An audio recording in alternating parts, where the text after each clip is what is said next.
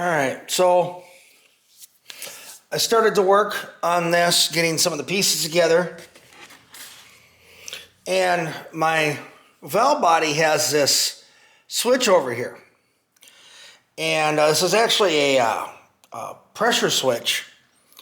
And it's only used in like 70 or later. It was not used in 68. And so it's a transmission controlled spark control. And so I'm going to remove this. I'm just going to take the wire off of here. And will not be used in my build. The new one I bought had a single wire, because my understanding is I only had a single wire inside the transmission, which actually is the case, because the only wire I have inside of here is my kickdown solenoid. That will go right here, and it'll plug in right here. So I just have to go find the O-ring for this and put this into the case. And there is a pocket right here for this little tab, I believe. And he just goes in there. And I already put the O-ring on him. Probably should have put a little lube on there, but he should be fine.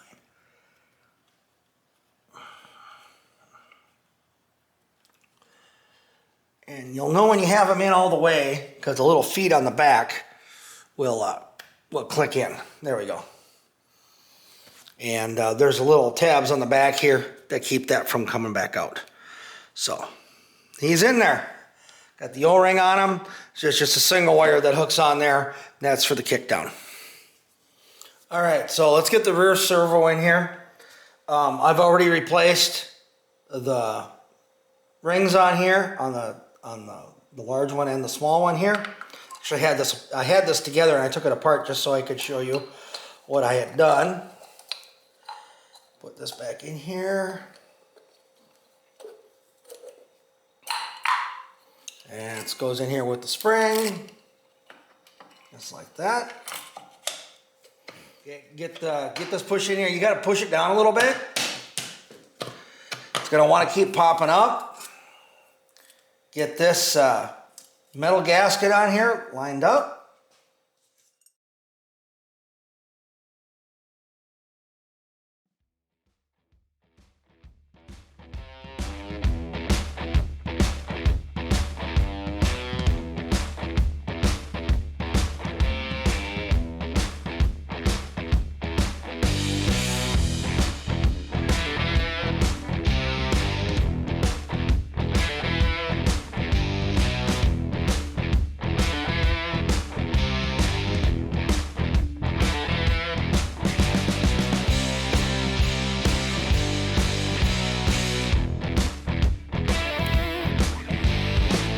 So the intermediate band servo is next. We got our pin, the washer on here. The tapered end actually goes down. This goes on. The retainer goes on. And the spring. Then down into the pocket. The other guy made it look so easy. There we go. Goes down in there. Seats down in there, and I checked my end gaps and all the rings and everything. I put new rings on there. So there's that. So the Transgo kit that I purchased is not a super performance one. I did eliminate the horseshoe on this. I haven't decided if I'm going to put the pink spring on the modulator yet. I probably will, and I can always remove it. I did not mess with the governor because it was working fine, and that looked like I could get myself into trouble on that. Here I read some stuff. They said a lot of times you put that option, they put the orange one in there, and you end up with shifts are way too sensitive for the downshifting, so I left that one out. But I did install the blue spring in on this one when I was messing around with putting that pin in there today. So I did put that blue spring in there. Now we're going to install the check balls, and for this particular one, we're going to install all 6 check balls. It says do it on all models, even the ones 87 and up that take 7. So I'm going to follow their pattern here and get the check balls installed.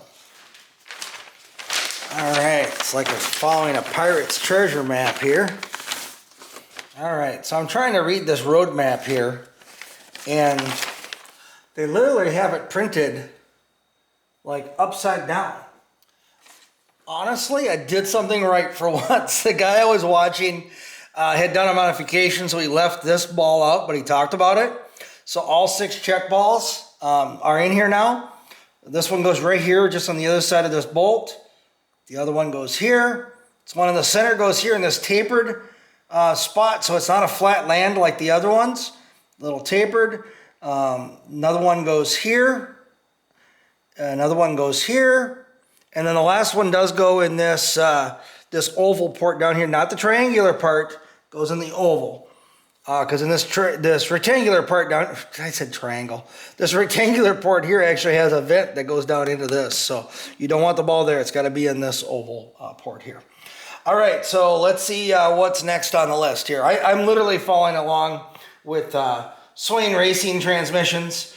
I'm following along with his video. He did a little bit of some different modifications to his. So I'm having to skip some of that. So I'm following, you know, like this and some other videos, but mostly Swain.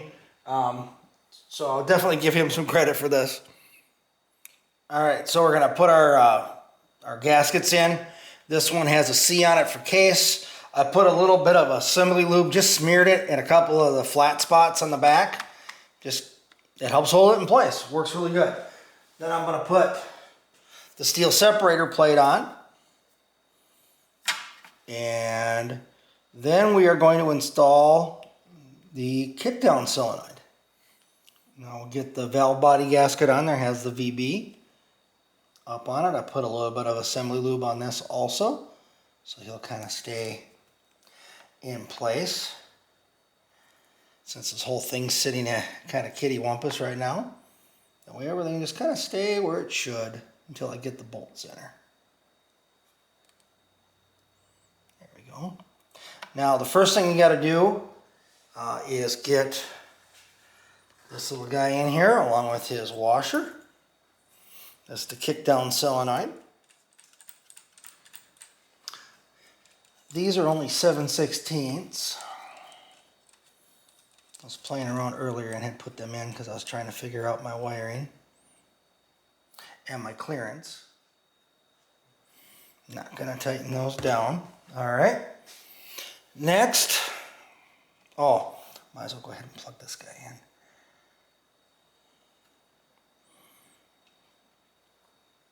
And this has a retainer on it, so once you plug it in, it is quite difficult to get off of there. So don't plug it in until you're ready to have it on there, because it's got a little spring-loaded clip. I made sure I routed the wire so it's not rubbing here. That should be just fine. All right, so it's time to set our valve body up here.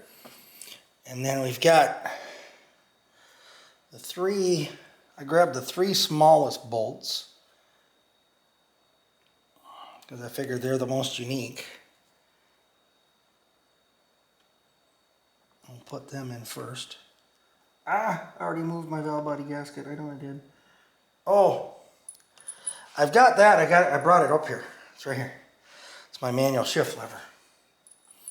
Got to have that in there as you're setting this on there. All right, let's try this again.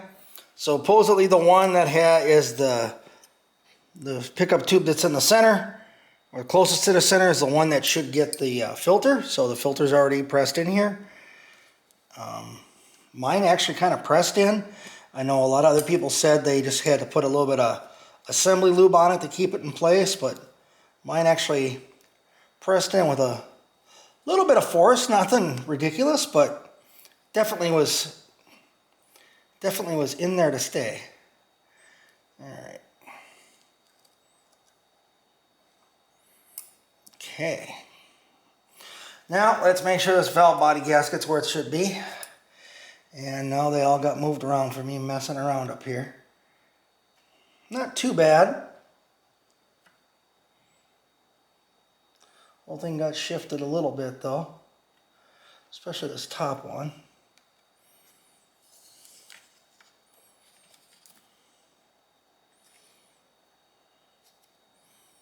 There we go. Everything else looks pretty good. Let's get this in here. Again, we're lining up those feed tubes down here while lining up the manual shift lever and these bolts all at the same time. And you can give these a little bit of a rap tap tap with a rubber hammer. I have a really big hammer. I'm going to use the handle though. There we go.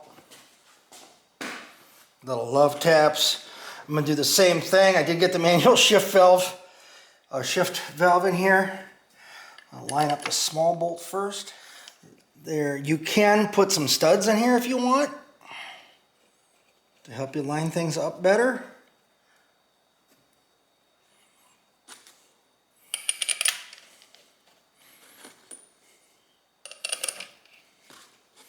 But so far, seems not too bad.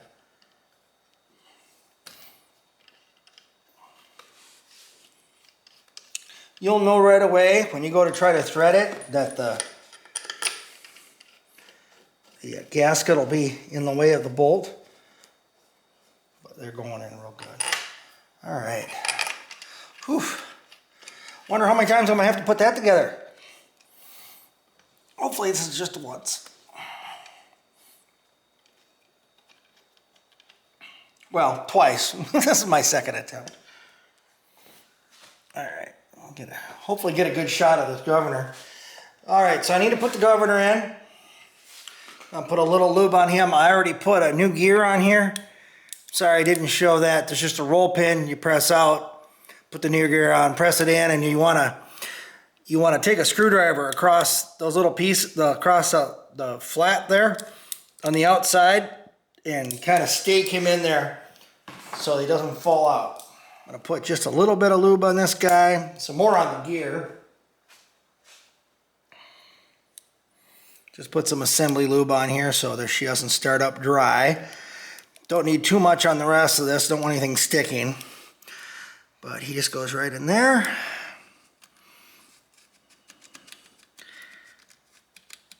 And there we go. Brand new cork gasket. And cover. And I'll go get I gotta go find the bolts for that. I put just a smear of assembly grease on that gasket so she'll just kind of stay in place. Not really a big deal. Found my bolts and cleaned them up real quick. Apparently I missed cleaning them up in my process. I'm gonna tighten these down. Oh, look up, there's a torque spec on there. The governor has a nibble on it, so it does right against this cover. So you have to have the gasket in there, and it needs to be the right distance or the governor won't quite work. So a lot of the stuff that I read, sorry if the focus is going crazy because my hand's in the way. A lot of the stuff that I read said sometimes you have to indent this cover in order to get the governor to work properly, if it had gotten pushed out a little bit. So this way everything here appeared to be in good shape. I'll double check my torque specs on these and then I'll be back. All right, so now we can get the modulator installed. I am gonna try it with the spring on here because that can always come back out. It goes in there. Got my new, it's an adjustable modulator. Put him in there. Okay, and then I have to go find I've got the foot, but I gotta go find the bolt. Well, as I mentioned before, I tried to stay organized. Apparently I put some stuff away and this bolt was right. So apparently this bolt was right where I left it. Actually, I put it away with some other stuff. I was organizing, trying to clean up, and he got packed away with my steering wheel slash my puller set.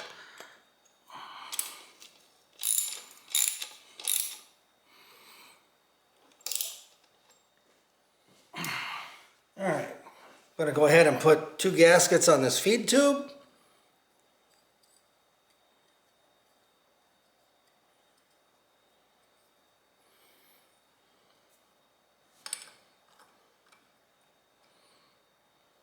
And these metal ones don't have in and out marked on them, but seems pretty self-explanatory with the way the flange is here.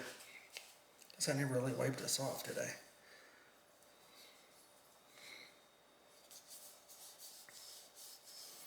He's pretty clean inside, yeah. Just put him down in there. Let me put a little assembly move on that so they slide down a little easier.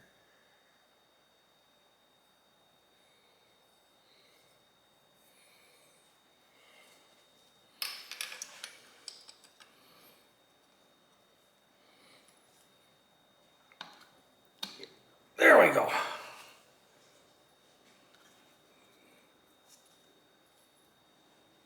That bottomed out, and then this bracket keeps it from spinning, and it is not touching my manual shift control.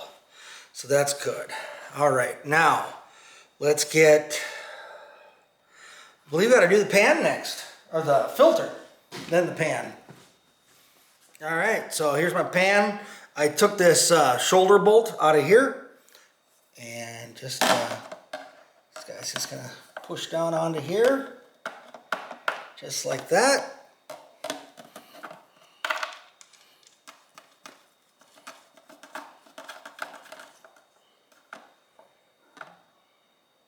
Does that seem right? Gravity just holds that in place? It seemed like it was loose last time, and I kind of questioned it, but maybe that is how that works. I am give him a little snug though on the bolt so he doesn't come loose. To look up on the torque spec, see what that is. I'm sure there's a spec on that. Apparently that just floats, huh? Suppose gravity will pull that down. Seems to like to be like there should be a spacer behind that. I'm gonna go look that up. All right, so I already got the filter in there. Put the gasket on. And I gotta go get the bolts. I actually, I'm cleaning them right now. Give me a few minutes, I gotta clean them up. All right, so I did not go with a standard pan. The original was shot. Hit the ground many times. Okay, I think that we're gonna call this the end of this installment, whatever part it is. Appreciate you coming along. I did buy a pan with a drain on it, so we'll see how I like that, or I can always replace it. If you know anybody that's working on one of these, or if you saw that I missed something, please comment. I don't mind taking this apart and replacing something now rather than later. So please like, subscribe, comment on the videos, share with friends if they're working on stuff, and obviously share some experience with me if I've made a mistake here at all. So anyway, thanks again, and have a great day. Hopefully we'll see you in the next video.